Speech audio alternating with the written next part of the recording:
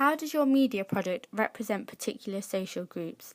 The social group my magazine represents are people who listen to hip-hop music, who are strong, driven, inspired individuals who come from lower class backgrounds, as the majority of these artists representing hip-hop music have come from nothing and their music has been their success. My magazine represents young Afro-Caribbean people. This is because this particular ethnic group is associated with hip-hop through the use of existing hip-hop artists and the media.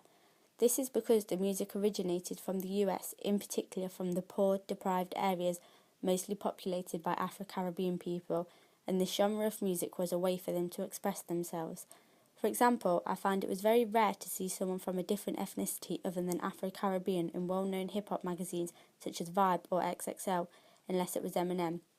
I represented this social group through the use of my images, as I portrayed this genre through the use of using an Afro-Caribbean male and female models in my magazine. However, I also went against stereotypical representations of hip-hop and used a female white model that featured on my contents page because I wanted to make my magazine unique and allow a broader audience to identify and relate to my magazine. The clothes these models were wearing were very stereotypical of young hip-hop fans, as they wore baseball caps and chains. However, in the media, this way of dressing is represented negatively due to the media represents these people as harmful, especially with regards to aggression and violent tendencies. However, this way of dressing is a norm in hip-hop culture, as the chains represent the wealth of the artist and the baseball cap originates from American sports, such as basketball, which ties in with the origins of this genre.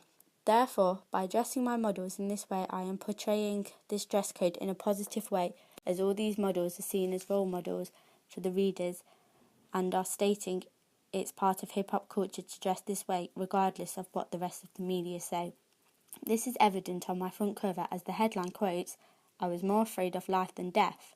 This quote represents him as a role model, as he is saying he started from nothing, from an unprivileged background and a deprived area, to inspire readers and encourage identification for readers that may be expressing a similar life. The language I used throughout my whole magazine was urban but not slang.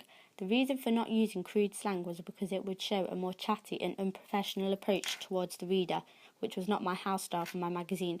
However, during my interview I used crude slang for when the artist replied, as I would expect my artist to use this language as he was from Brooklyn, New York City. This would represent the artist as a normal, average, down-to-earth person, that he would be easily relatable to the target reader. Therefore, a lot of this language contained a lot of slang. This was due to him being raised in an urban area. The use of using this particular language would create an image of how the artist speaks on a daily basis, and the use of the slang would also portray the artist as having similarities to his fans as they speak the same.